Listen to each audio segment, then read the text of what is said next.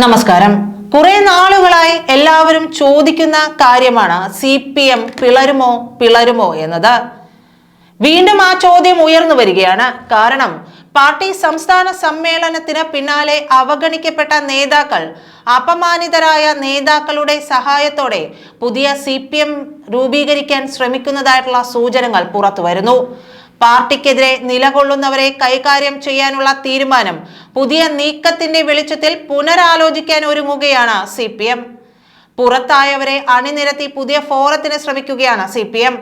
പത്മകുമാർ ഉൾപ്പെടെയുള്ളവർ വിട്ടുവീഴ്ചയ്ക്ക് തയ്യാറായെന്ന മട്ടിൽ വരുന്ന വാർത്തകൾ പച്ചക്കള്ളമാണ്. CPM സംസ്ഥാന സമിതി അംഗങ്ങളുടെ പേര് പുറത്തു വന്നതിന് പിന്നാലെ CPMനുള്ള സഖാക്കളുടെ അതൃപ്തി സമൂഹ മാധ്യമങ്ങളിലൂടെ പുറത്തു വരുന്നു. പാർട്ടിക്കെതിരെ പരസ്യ വിമർശനമുയർത്താത്ത N സുകന്യ പരോക്ഷമായാണ് ഒരു കുറിപ്പും ഫോട്ടോയും പങ്കുവച്ചത്.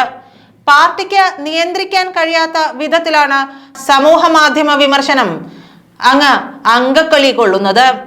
കണ്ണൂരിൽ നിന്നും സംസ്ഥാന സമിതിയിൽ N സുകന്യ വനിതാ പ്രതിനിധിയായി എത്തുമെന്ന് പ്രതീക്ഷിച്ചിരുന്നു. ജനാധിപത്യ മഹിളാ അസോസിയേഷൻ നേതാവ് കൂടിയാണ് ജെയിംസ് മാത്യുവിന്റെ ഭാര്യ കൂടിയായ N സുകന്യ.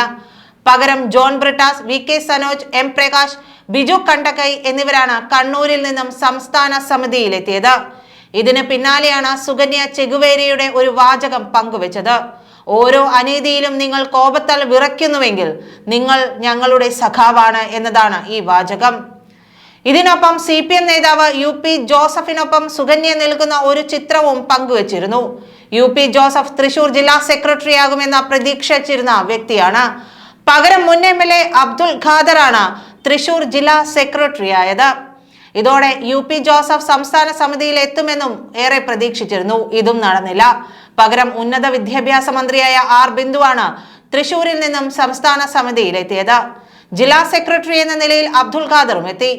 അതുപോലെ P ജയരാജനെ സംസ്ഥാന സെക്രട്ടേറിയറ്റിൽ നിന്നും ഒഴിവാക്കിയതിനെതിരെ ജയരാജന്റെ മകൻ ജെയിൻ രാജ് ഒരു പോസ്റ്റ് ഫേസ്ബുക്കിൽ പങ്കുവച്ചു. CPM നേതാവ് M സ്വരാജ് പറഞ്ഞ ഒരു പഴയ വാചകമാണ് പങ്കുവച്ചത്. വർത്തമാനകാല ഇന്ത്യയിൽ മറിച്ചൊരു വിധിയുണ്ടാകുമെന്ന് നിഷ്കളങ്കരെ നിങ്ങൾ ഇപ്പോഴും പ്രതീക്ഷിച്ചിരുന്നുവോ എന്നതാണ് ഈ പോസ്റ്റ്. ചതി, വഞ്ചന, അവഹേളനം 52 വർഷത്തെ ബാക്കി പത്രം എന്നാണ് സംസ്ഥാന സമിതിയിൽ നിന്നും തഴയപ്പെട്ടതിനെ തുടർന്ന് പത്മകുമാർ സമൂഹ മാധ്യമത്തിൽ പ്രതികരിച്ചത്. പാർട്ടിയിൽ പ്രവർത്തിക്കാത്തവർക്ക് സ്ഥാനക്കയറ്റം നൽകുന്നുവെന്ന മന്ത്രി വീണ ജോർജിനെ സംസ്ഥാന സമിതിയിൽ എടുത്തതിനെ വിമർശിച്ചുകൊണ്ട് പത്മകുമാർ പ്രതികരിച്ചിരുന്നു. കടകംപള്ളി സുരേന്ദ്രനും പാർട്ടിയോട് കലഹത്തിൽ തന്നെയാണ്. CPMൽ സംസ്ഥാന സമ്മേളനത്തിന് പിന്നാലെ ഉയരുന്നതും അസാധാരണമായ പ്രതിഷേധങ്ങൾ. സംസ്ഥാന കമ്മിറ്റിയിലും സെക്രട്ടേറിയറ്റിലും ഇടം പിടിക്കാത്തവർ മുൻപൊന്നുമില്ലാത്ത തരത്തിൽ ശക്തമായ പ്രതിഷേധ സ്വരമാണ് ഉയർത്തിയത്. ഏതെങ്കിലും സമയത്ത് എതിർ ശബ്ദങ്ങൾ ഉയർത്തുകയോ സ്വന്തം താല്പര്യം മുൻനിർത്തി പ്രവർത്തിക്കുകയോ ചെയ്തവരെ തിരഞ്ഞുപിടിച്ച് വെട്ടിനിർത്തുകയാണ് ചെയ്തിരിക്കുന്നതെന്ന ആക്ഷേപമാണ് പാർട്ടിക്കുള്ളിൽ തന്നെ ഉയരുന്നത്. പാർട്ടിയിലെ വിഭാഗീയത അവസാനിച്ചുവെന്ന് മേനി പറയുമ്പോഴും ഒരു വിഭാഗത്തിന്റെ മാത്രം കൈകളിലേക്ക് പാർട്ടിയെ എത്തിക്കുകയെന്ന ലക്ഷ്യത്തോടെയുള്ള നീക്കമാണിതെന്നും ആക്ഷേപമുണ്ട്. പാർട്ടിയുടെ പുതിയ സംസ്ഥാന സമിതി അംഗങ്ങൾ വെള്ളിയാഴ്ച യോഗം ചേർന്ന് പാർട്ടി കോൺഗ്രസിന്റെ മുന്നോടിയായി കരട് രാഷ്ട്രീയ പ്രമേയം ചർച്ച ചെയ്യും. മന്ത്രി വീണ ജോർജിനെ സംസ്ഥാന സമിതിയിൽ ക്ഷണിതാവാക്കിയതിനെതിരെ മുതിർന്ന നേതാവ് പത്മകുമാർ ശക്തമായി പ്രതിഷേധിച്ചത് പാർട്ടി നേതൃത്വത്തെ തന്നെ ഞെട്ടിച്ചു കളഞ്ഞു. വിവാദങ്ങളില്ലാതെ സമ്മേളനം അവസാനിപ്പിക്കാൻ കഴിഞ്ഞുവെന്ന് നേതൃത്വം അഭിമാനിക്കുന്നതിനിടെയാണ് അപ്രതീക്ഷിതമായി പത്മകുമാർ രംഗത്തെത്തിയത്. 9 വർഷം മാത്രം പാർലമെന്ററി പരിചയമുള്ള വീണ ജോർജിനെ ഉൾപ്പെടുത്തുകയും ഏതാണ്ട് അരനൂറ്റാണ്ടോളം പാർട്ടിക്കൊപ്പം ഉറച്ചുനിന്ന തന്നെ ഒഴിവാക്കുകയും ചെയ്തതോടെയാണ് പത്മകുമാർ സമൂഹ മാധ്യമത്തിലൂടെ പരസ്യ പ്രതികരണം നടത്തിയത്. പോസ്റ്റ് പിൻവലിച്ചുവെങ്കിലും പത്മകുമാർ നിലപാടിൽ ഉറച്ചു നിന്നതോടെ ജില്ലാ സെക്രട്ടറി രാജു എബ്രഹാം വീട്ടിൽ നേരിട്ടെത്തി അനുനയ ശ്രമം നടത്തി. എന്നാൽ മുഖ്യമന്ത്രി പിണറായി വിജയനും സംസ്ഥാന സെക്രട്ടറി MV ഗോവിന്ദനും പത്മകുമാറിന്റെ നീക്കത്തിൽ കടുത്ത അതൃപ്തിയാണ്.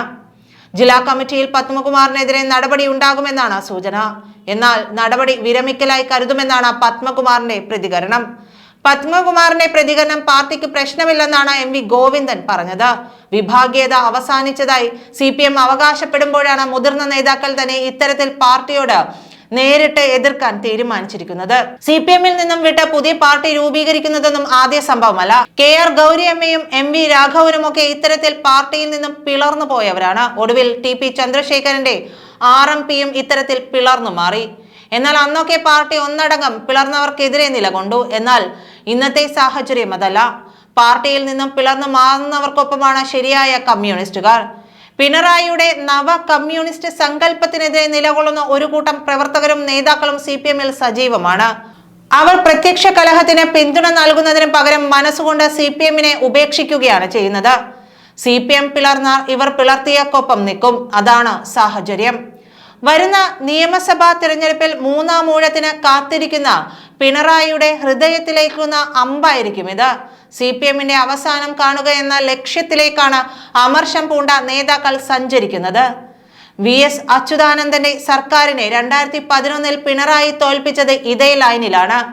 ഇന്നും പിണറായി ഉൾപ്പെടെയുള്ള നേതാക്കൾക്ക് VS ഒരു വെല്ലുവിളിയാണ്. 2016-ൽ VS-നെ മുന്നിൽ നിർത്തിയാണ് പിണറായി വോട്ട് പിടിച്ചത്. എന്നാൽ ജയിച്ചു വന്നതോടെ VS-നെ ഒഴിവാക്കി. പണ്ട് ഗൗരിയമ്മക്ക് നൽകിയ പണി അപ്പോഴും ആവർത്തിച്ചു. ഇതോടെ VS രോഗാതുരനായി. എന്നാൽ VS-നെ തോൽപ്പിക്കാനോ പകരം വയ്ക്കാനോ CPM-ൽ ഇന്നും ആരുമില്ല. VS-ന് ജീവിതം 2 പോരാട്ട കാലങ്ങളാണ്. 1940 മുതൽ 1980 വരെ നീളുന്ന വർഗശത്രുക്കളുമായുള്ള പോരാട്ടകാലം, 80 മുതൽ ഇതുവരെയുള്ള ഉൾപാർട്ടി പോരാട്ടകാലം. ഇതിൽ ആദ്യത്തെ കാലഘട്ടമാണ് VS-നെ യഥാർത്ഥ പോരാളിയാക്കിയത്. ഇത്തരം പാരമ്പര്യ ചരിത്രം പിണറായിക്കില്ല.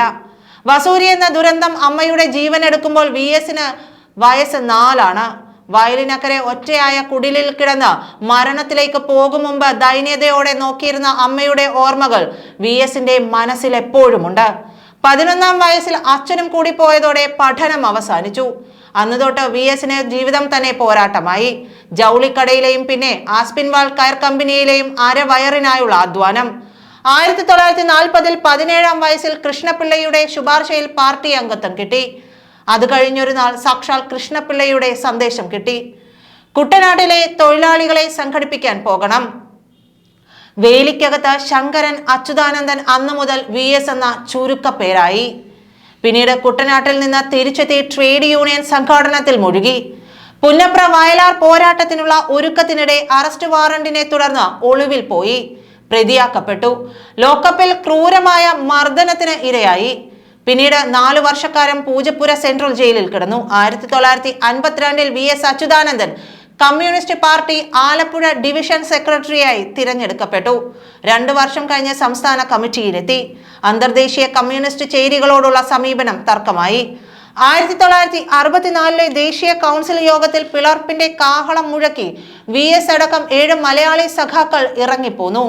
TV തോമസിനോട് മത്സരിച്ച് ജയിച്ച CPM-ന്റെ ആദ്യ ആലപ്പുഴ ജില്ലാ സെക്രട്ടറിയായ VS വൈകാതെ പാർട്ടിയുടെ സംസ്ഥാനത്തെ തന്നെ എണ്ണം പറഞ്ഞ നേതാക്കളിൽ ഒരാളായി.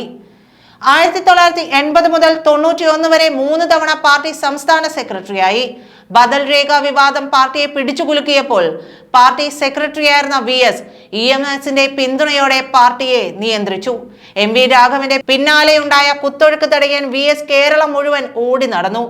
1991-ൽ മുഖ്യമന്ത്രിയാകാൻ തിടുക്കപ്പെട്ട് നേരത്തെ തിരഞ്ഞെടുപ്പിനൊരുങ്ങിയെന്ന പാർട്ടിക്കകത്ത് നിന്ന് പഴി കേട്ടു. വിഭാഗീയതയുടെ വക്താവെന്ന പഴിയും കേട്ടു. പിന്നീട് VS-ന്റെ പാർട്ടിയിലെ പിടി പതിയെ അയഞ്ഞു. സമവാക്യങ്ങൾ മാറിയപ്പോൾ VS-ന്റെ ശരികൾ മറ്റുള്ളവർക്ക് തെറ്റായി. പാർട്ടിയുടെ 4 പതിറ്റാണ്ട് ഔദ്യോഗിക ചേരിയിലായിരുന്നു VS. പക്ഷേ പിന്നീട് പലർക്കും VS വിമത ശബ്ദമായി. ഒരു കാലത്ത് പാർട്ടി ലൈനിൽ ഉറച്ചു നിന്ന വിട്ടുവീഴ്ചയില്ലാത്ത കർക്കശക്കാരനായിരുന്നു VS. ധനികരുടെ വേദികളിൽ പോകുന്നത് പോലും വിലക്കപ്പെട്ട തൊഴിലാളി വർഗ നയക്കാരനാണ് VS. അധികാരം ദുഷിപ്പിക്കാത്ത അവസാനത്തെ കമ്മ്യൂണിസ്റ്റ് എന്ന് VS-നെ ചിലർ വിശേഷിപ്പിക്കുന്നതും ഇതുകൊണ്ടാകും. മുതലാളിമാരോടും ജന്മിമാരോടും പൊരുതിയ VS പിന്നീട് പാർട്ടിയിലും നടത്തിയത് ആധിപത്യത്തിനെതിരെയുള്ള സമരം. എന്നാൽ പിന്നീട് പാർട്ടി ജന്മികളുടെ കയ്യിലായപ്പോൾ VS തഴയപ്പെട്ടു. അതാണ് പിൽക്കാലത്ത് PC ജോർജ് പറഞ്ഞത്. VS-ന്റെ വിശ്വസ്തനായിരുന്നു എന്നും ജോർജ്. പിണറായി ഇന്നിന്റെ സുവർണ പൊലിമയിൽ വിരാജിക്കുമ്പോൾ VS പാർട്ടിയിൽ നിന്നും പുറത്താക്കപ്പെട്ടേനെ. കാരണം VS-നെ സഹിക്കാനുള്ള ക്ഷമ പിണറായിക്കില്ല. ഇത്തരം നേതാക്കളെ കാലത്തിന്റെ പുഴുക്കുത്തായി കരുതുകയാണ് പിണറായി. തന്റെ ഇംഗിതങ്ങൾക്കൊപ്പം നിൽക്കാത്തവരെയൊക്കെ പിണറായി പുറത്താക്കും. G സുധാകരനും തോമസ് ഐസക്കുമൊക്കെ പുറത്താക്കപ്പെട്ടത് ഈ സാഹചര്യത്തിലാണ്. ജി സുധാകരൻ നയിച്ച പൊതുമരാമത്ത് വകുപ്പിനെ അതിനുശേഷം നയിച്ചത് മുഖ്യമന്ത്രിയുടെ മരുമകനായ മുഹമ്മദ് റിയാസ് ആണ്. CPM-ലെ സീനിയർ നേതാക്കൾക്കിടയിൽ ഇത് വലിയ അമർഷത്തിന് കാരണമായി. എന്നാൽ പിണറായി അതൊന്നും വകവെച്ചില്ല. ഇപ്പോഴും പിണറായിയെ നയിക്കുന്നത് അദ്ദേഹത്തിന്റെ സ്വതസിദ്ധമായ ധാർഷ്ട്യമാണ്. അതുകൊണ്ടാണ് സംസ്ഥാന സമ്മേളനത്തിൽ പിണറായി തീരുമാനിച്ചവർ മാത്രം ഉന്നത സമിതികളിൽ ഇടം നേടിയത്. കാലിൽ നമസ്കരിക്കാത്തവർക്കൊന്നും CPM-ൽ സ്ഥാനമില്ല എന്ന തലത്തിലാണ് കാര്യങ്ങൾ മുന്നോട്ട് പോയിക്കൊണ്ടിരിക്കുന്നത്. അതിലാണ് ഒരു കൂട്ടം മുതിർന്ന നേതാക്കൾ പാർട്ടി വിടാൻ തീരുമാനിച്ചതും. CPM-ൽ നിന്ന് പടവെട്ടാൻ ചിലർ ഉപദേശിക്കുന്നുണ്ടെങ്കിലും അതിനുള്ള സാധ്യതകൾ കുറവ്. ഏതായാലും പാർട്ടിയുടെ അടിവേര് ഇളകുകയാണ്. നന്ദി.